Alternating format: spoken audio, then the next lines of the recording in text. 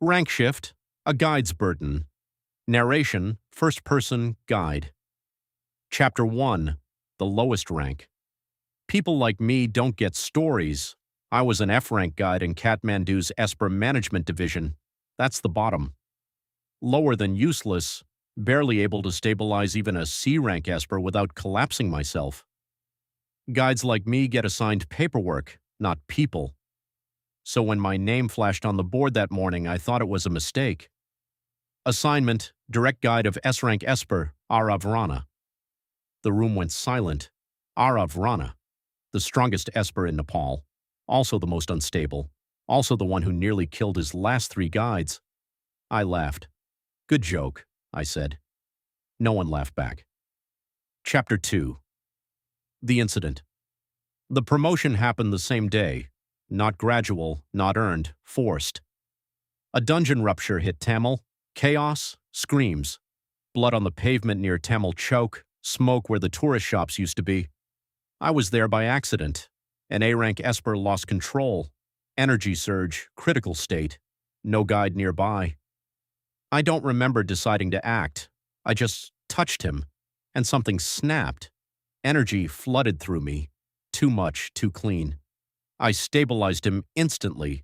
Not slowed, not suppressed. Perfect control.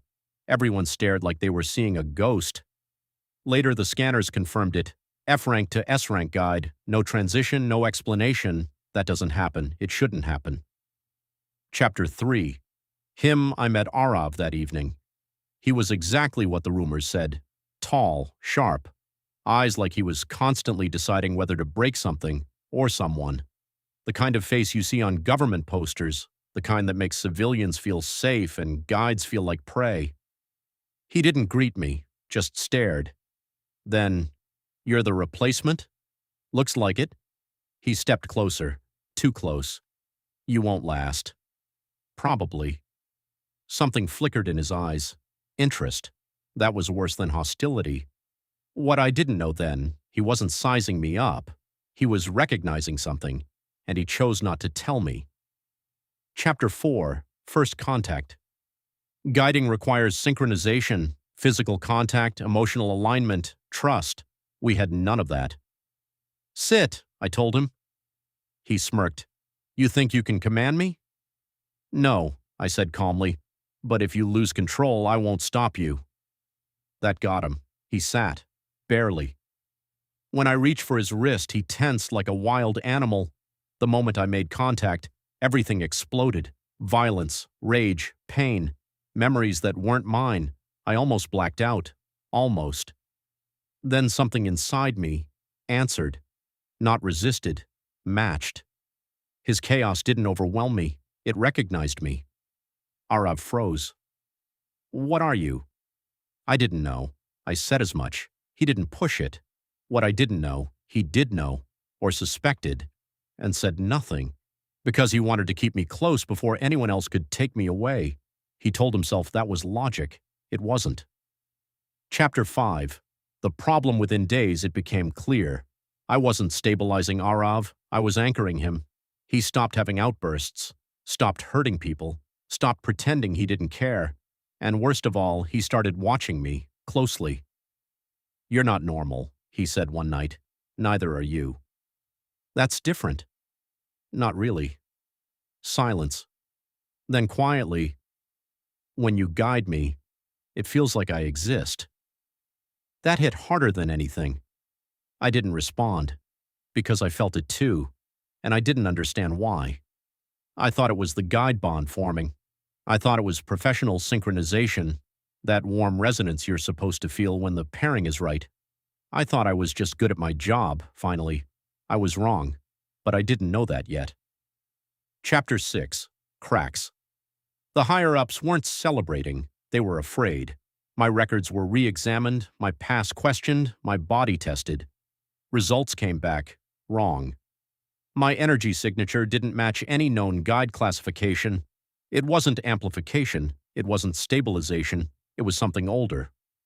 One researcher whispered it when they thought I couldn't hear. "This is not a guide."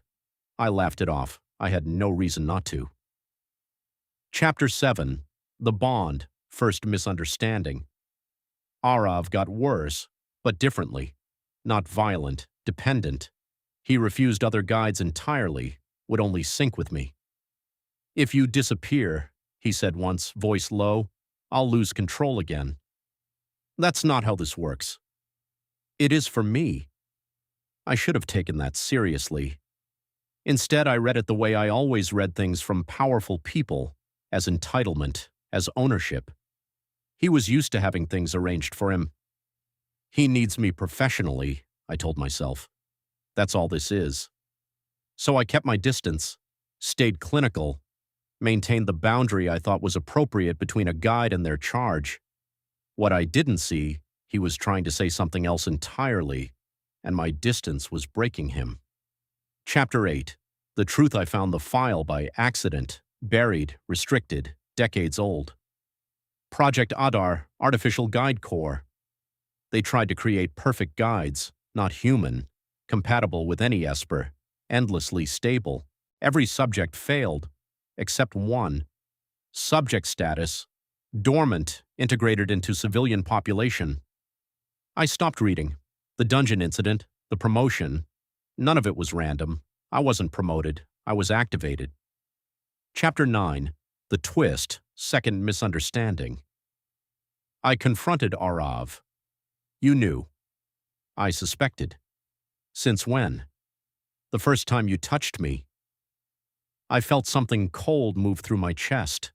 All those weeks, the bond I thought was forming between us, real, chosen, mutual, he'd been sitting on the possibility that I wasn't fully human, that I was a construct, that what I felt might be programming, not feeling, and he'd said nothing. "So this whole time," I said slowly, "you were waiting to see what I was before. That's not what You were protecting yourself." His jaw tightened. "Yes," he said. "At first." At first. I didn't hear the second part. I only heard the confirmation of what I feared most, that I was something to be studied, something to be managed, that the warmth I felt from him had always been conditional on what I turned out to be. I left. He let me, which was his mistake, because I read his silence as indifference, and he read my leaving as rejection. Chapter 10. The Collapse. Without the anchor, Arav destabilized, not violently, quietly. He stopped eating properly, stopped sleeping, went through the motions of missions with mechanical precision, energy perfectly controlled, eyes completely empty. I heard about it secondhand, told myself it was expected. He'd been unstable before me, he'd manage. What I didn't know, the 3 guides before me hadn't failed because he was too powerful. They'd failed because he'd tried to let them in and couldn't, and I was the first one who ever made it through, and I'd walked away. Chapter 11. What he said that I didn't hear. A colleague told me weeks later casually the way people share gossip. Arav had said something to the senior division head when they'd tried to reassign me. Not, "She's my guide, I need her professionally." He'd said, "She's the first thing in my life I didn't want to use." They'd noted it as instability. I sat with that for a long time. The first thing he didn't want to use, all that silence, all that distance. He hadn't been studying me like a specimen. He'd been careful with me, and I'd mistaken careful for cold. Chapter 12. Return I went back. Not because they ordered it, because I finally understood that some misreadings cost more than pride. Arav was in the training hall, alone. Energy coiled around him like a second skin. Controlled, yes, but brittle. The kind of control that breaks if you push it even slightly.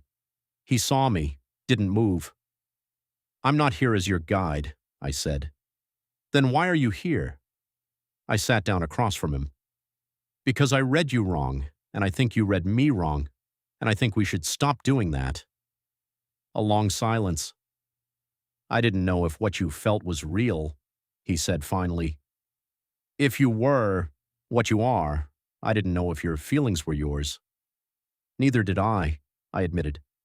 "I still don't, not entirely." "So, so I feel them anyway.